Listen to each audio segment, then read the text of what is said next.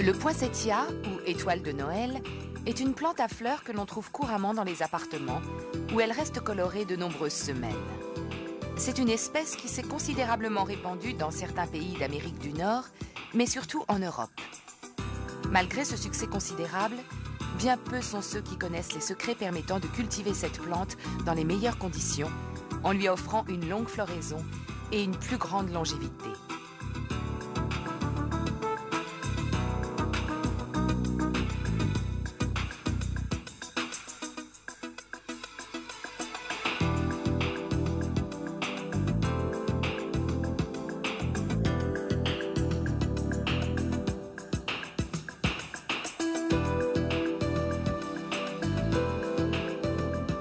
Le forbe, ou poinsettia, est connu dans le monde entier sous le nom d'étoile de Noël. On la considère comme une plante annuelle, mais avec quelques soins particuliers, vous pourrez la conserver et la faire refleurir l'année suivante. Elle se caractérise par des bractées colorées. Ce sont des sortes de feuilles qui prennent une couleur rouge, rose ou blanche. Ces bractées entourent des petites fleurs qui, une fois ouvertes, prennent une belle couleur jaune. Ces feuilles ont une forme légèrement irrégulière et sont munies de petites dents. L'intérieur des feuilles, fines et délicates, présente de belles nervures.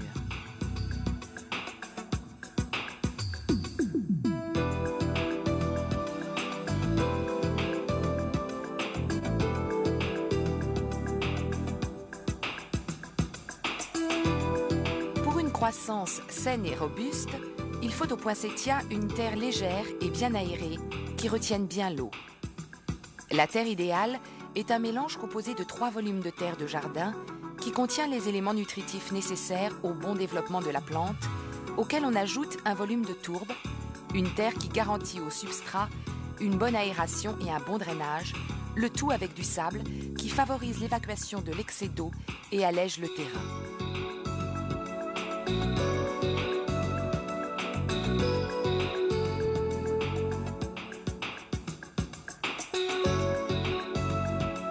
Ces éléments sont ensuite bien mélangés pour obtenir une répartition homogène.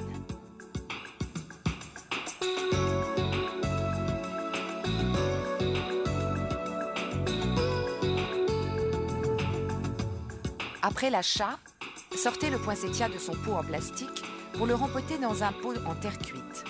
Procédez très simplement. Choisissez un pot un peu plus grand que le précédent, dans lequel vous versez quelques pelletées de terreau. Sortez la plante en prenant soin de ne pas abîmer l'appareil racinaire. Il est important de conserver la motte de terre d'origine de la plante.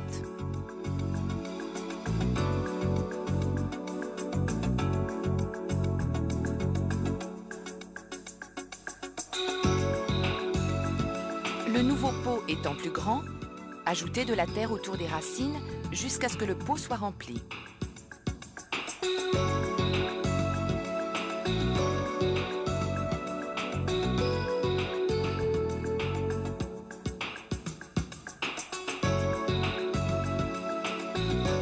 Après quoi, tassez le terreau en faisant attention à ne pas abîmer les feuilles et la tige qui sont assez fragiles. Le tassement du terreau est important car il permet aux racines de bien adhérer au nouveau substrat.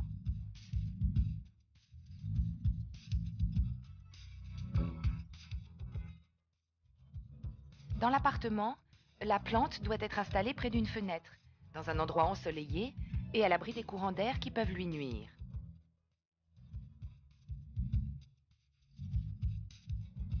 Pour choisir la plante idéale pour votre appartement, faites attention à acheter des plantes aux feuilles vert foncé. Les poinsettias aux feuilles jaunes peuvent avoir des problèmes.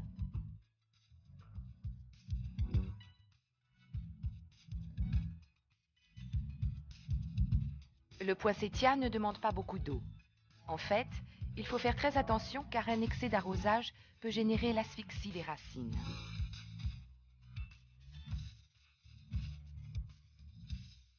Arrosez environ 2 fois par semaine, à moins qu'il fasse très chaud dans l'appartement et que la terre sèche trop vite.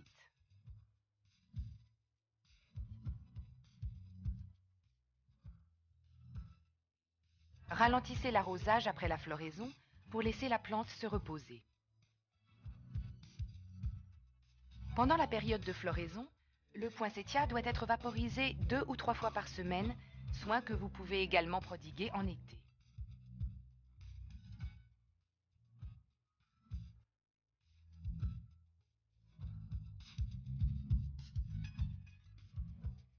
Sachant que le poinsettia est cultivé en serre, cherchez à recréer les conditions thermiques, même dans l'appartement.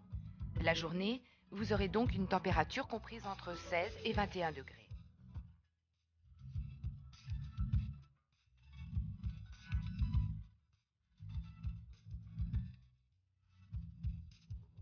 Pour garder longtemps la plante en fleurs, surtout la nuit, mettez-la dans un lieu où la température se situe entre 12 et 16 degrés.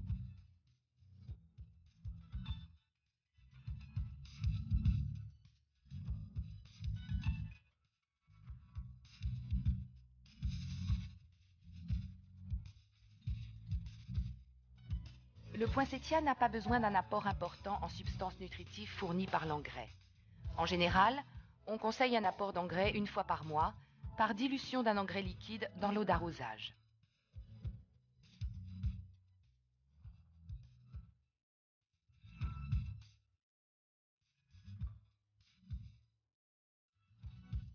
Quoi qu'il en soit, ces éléments nutritifs revêtent une grande importance pour cette plante.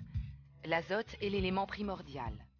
Son apport est nécessaire pour avoir une excellente floraison. Quand la plante manque d'azote, elle prend une couleur vert pâle qui vire progressivement au jaune.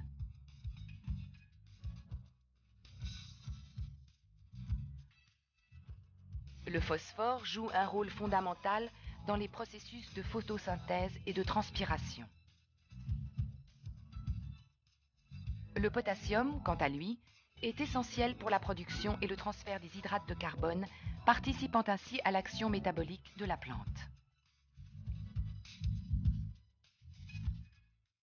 Le Forbia pulcherrima, autrement dit le poinsettia, est considéré comme une plante à jour court, ce qui signifie qu'elle est très colorée quand la longueur du jour est inférieure ou au pire égale à celle de la nuit. Pour une croissance complète des fleurs et des bractées, il faut une durée moyenne de la journée qui ne dépasse pas 10 heures, ce qui revient à dire qu'il faut au moins 14 heures d'obscurité presque totale à la plante.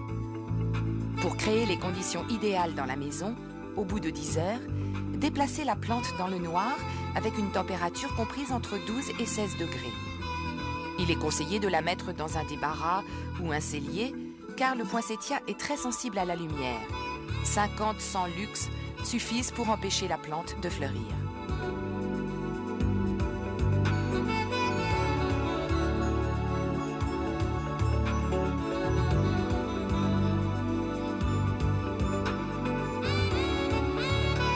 Nous avons vu comment maintenir notre poinsettia bien coloré. Nous allons voir maintenant quels soins vous devez lui prodiguer pour qu'il fleurisse toute l'année.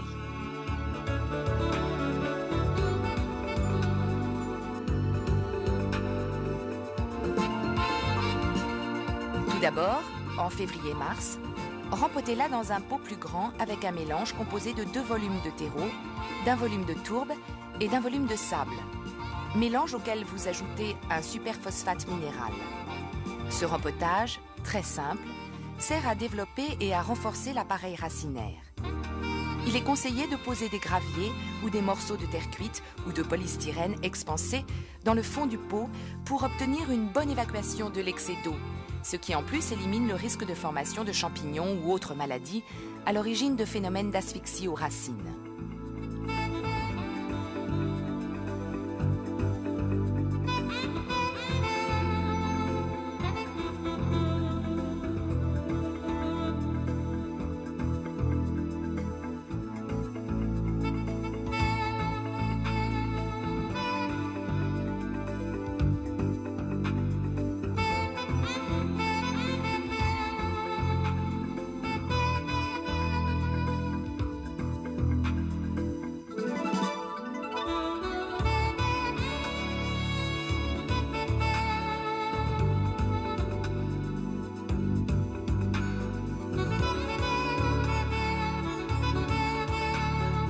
Toujours en février-mars, quand la plante cesse de fleurir, procédez à la taille du poinsettia.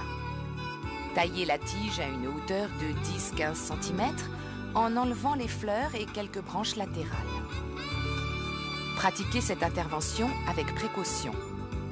L'une des particularités de l'euphorbe étant de contenir dans ses tissus un latex blanc, caustique et toxique, âcre de goût. Ce latex jaillit quand on coupe la branche.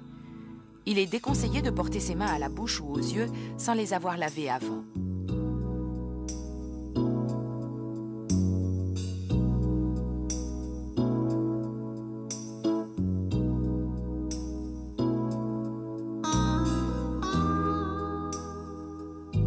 Une fois taillée, la plante doit rester dans un lieu dont la température est comprise entre 16 et 21 degrés.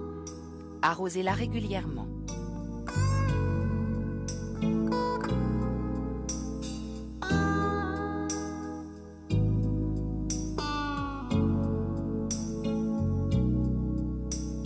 Vous pouvez reproduire le poinsettia par bouturage. Il suffit en effet de prélever une branche de la tige pour créer une nouvelle plante. Le meilleur moment se situe entre la mi-juillet et les premiers jours de septembre. Taillez alors une petite branche de 8 à 10 cm que vous débarrassez des feuilles superflues en ne laissant que les feuilles situées à l'extrémité du rameau. Mettez-la ensuite dans un pot aux dimensions appropriées avec un substrat composé de préférence de 2 volumes de tourbe, d'un volume de sable et d'un volume de terre, en prenant soin d'utiliser du matériel stérile pour ne pas générer de maladies sur la bouture. Cette petite plante est arrosée et conservée à une température comprise entre 20 et 22 degrés. Les premières racines de la bouture apparaissent au bout de 3 ou 4 semaines. En novembre, elle a déjà formé une nouvelle plante.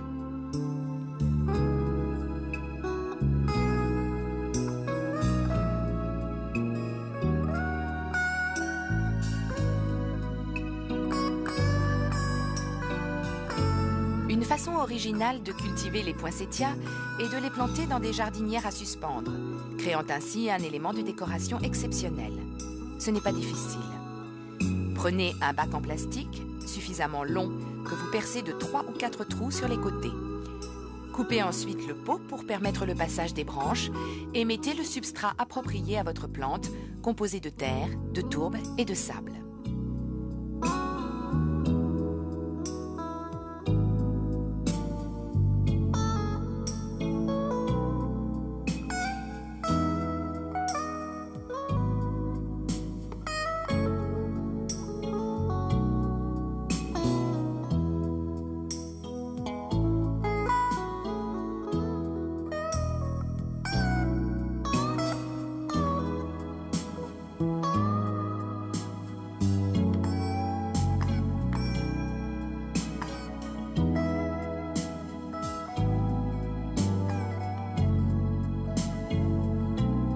Utilisez des petites plantes qui peuvent très bien être les boutures faites en juillet et qui ont fait des racines. Chaque plante est mise dans le trou correspondant. Faites passer la tige par les encoches pratiquées en faisant bien attention à ne pas abîmer les plantes. Cette intervention est très simple, mais doit être exécutée avec délicatesse, car vous risquez de casser la tige qui est très fine.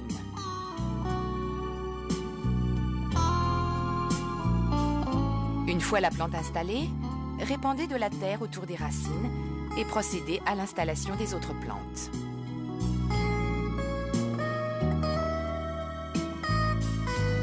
Une fois les plantes installées sur les côtés, plantez-en une ou deux au milieu du bac.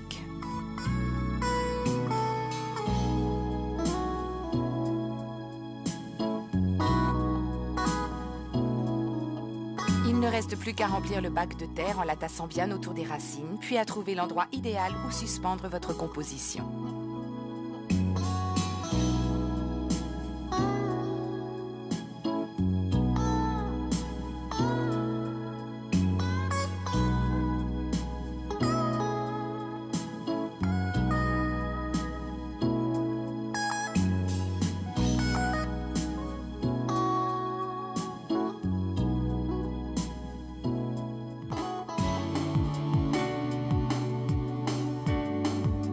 Le calathea est une très jolie plante d'intérieur. Ses longues feuilles pointues et légèrement ondulées prennent des couleurs qui vont du vert le plus délicat au marron. Celles-ci partent chacune d'une tige, exactement comme les fleurs. D'une couleur jaune qui tend vers l'orange, ces fleurs splendides, d'une grande beauté, contrastent avec les feuilles foncées.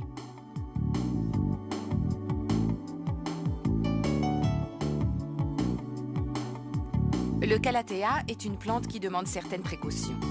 Elle a besoin d'une bonne lumière diffuse dans la maison et ne doit jamais recevoir directement les rayons du soleil, surtout en été.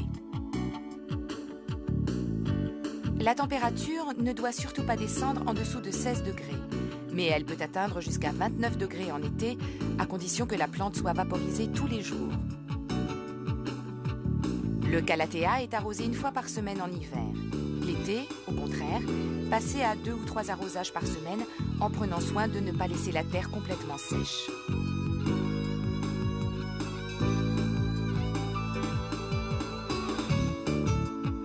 Le maranta est l'une des plantes d'intérieur les plus décoratives. C'est une plante originaire des tropiques qui a besoin de beaucoup d'humidité pour s'épanouir. Ses feuilles splendides, aux coloris délicats, sont d'une douceur et d'un velouté très agréable au toucher.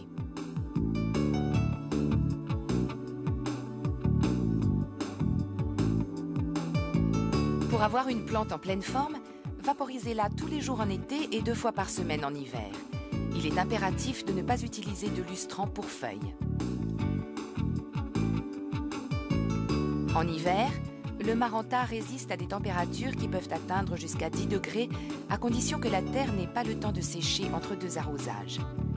L'été, elle supporte même des températures supérieures à 29 degrés, pour autant qu'on lui garantisse un taux d'humidité élevé et qu'on l'arrose même 3 fois par semaine.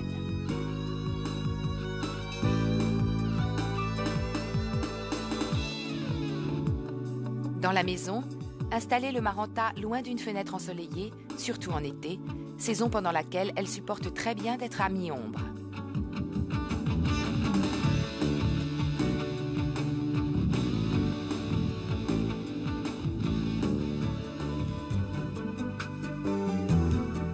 Le croton est l'une des plantes d'appartement les plus panachées. Ses feuilles vertes ont des nervures jaunes vifs, rouges ou même vert très foncé, ce qui offre de jolis contrastes. Le croton a besoin de beaucoup de lumière pendant la période de floraison. La fleur est blanche et pousse à partir d'une tige. Bien qu'elle soit très élégante, ce sont sans aucun doute les feuilles qui comptent le plus sur un plan esthétique.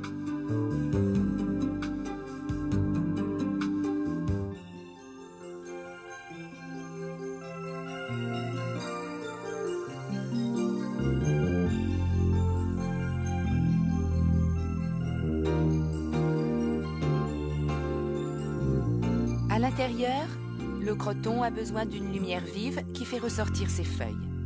La meilleure position est donc face à une fenêtre inondée de soleil.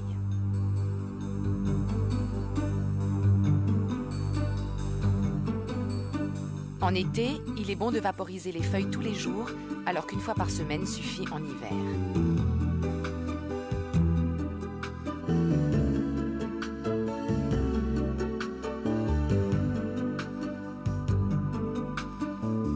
L'anthorium est une plante d'intérieur merveilleuse.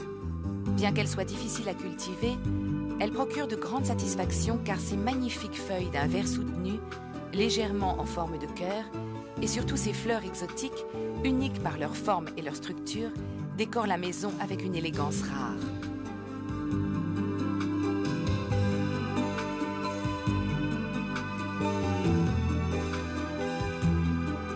En général, ces fleurs sont rouges écarlates, mais elles sont parfois blanches ou roses. Le long spadis, situé au milieu de la fleur, forme souvent une boucle gracieuse.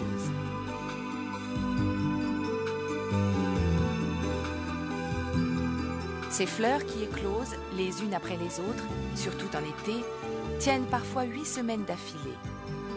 Le soin spécifique apporté à cette plante concerne justement les fleurs qui sèchent. Enlevez-les en coupant net la tige qui les porte, le plus près possible de la terre. L'anthorium est alors soulagé de la charge de ses fleurs sèches et peut concentrer ses forces sur la production de nouvelles fleurs.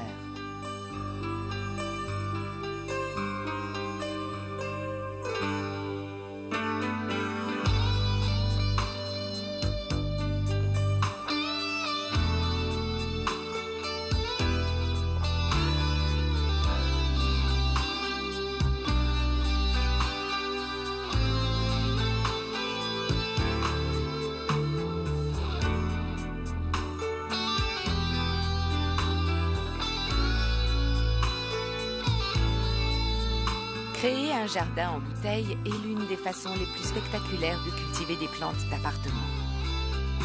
Avec peu d'outils tels qu'une cuillère et une fourchette dont on aura rallongé le manche, du gravier et un réceptacle adapté, vous pouvez donner naissance à un jardin en bouteille.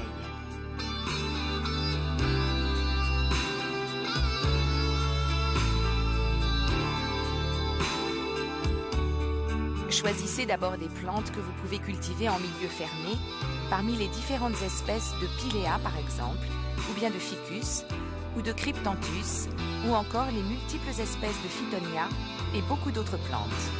Les vendeurs dans les jardineries sauront vous conseiller sur les espèces adaptées pour un jardin en bouteille. La disposition des plantes est étudiée selon votre propre goût. Choisissez les associations de couleurs qui vous fascinent le plus. Une terre à base de tourbe est la mieux indiquée, car elle ne tache pas et n'alourdit pas la bouteille une fois la composition terminée. Ajoutez aussi à l'intérieur quelques morceaux de charbon de bois. Adaptez les plantes à la dimension de la bouteille ou du bocal disponible sur le marché.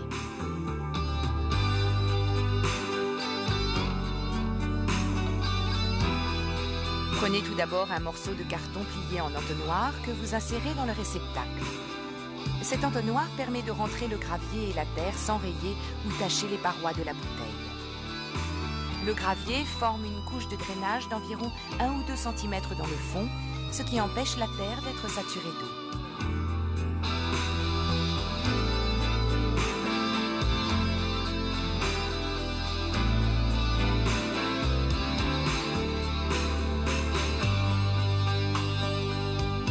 Une fois cette base installée, répandez la tourbe qui doit former une couche de 5 à 7 cm de façon à pouvoir mettre les plantes en terre avec leur motte d'origine.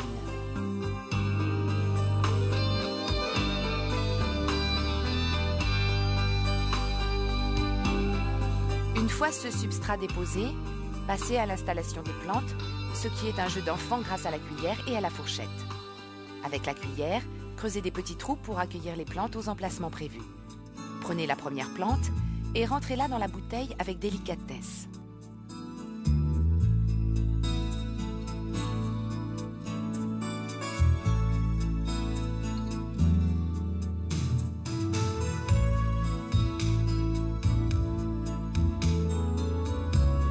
Plantez alors la fourchette dans la motte de terre en faisant attention aux racines et positionnez la plante.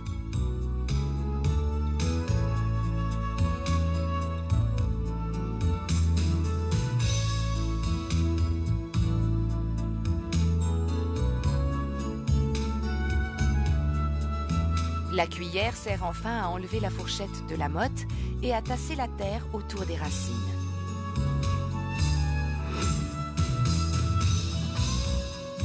Une fois la première plante installée, continuez avec les suivantes jusqu'à la fin.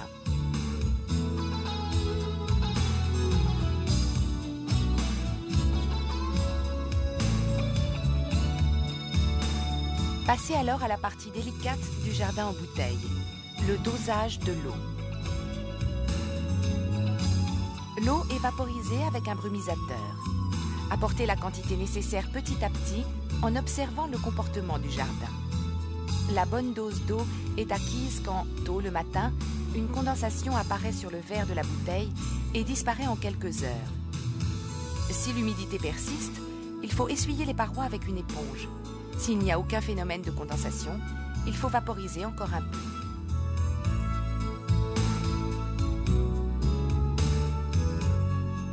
Votre jardin en bouteille peut alors rester fermé. La seule précaution à prendre est de lui apporter un peu d'engrais tous les 3 mois.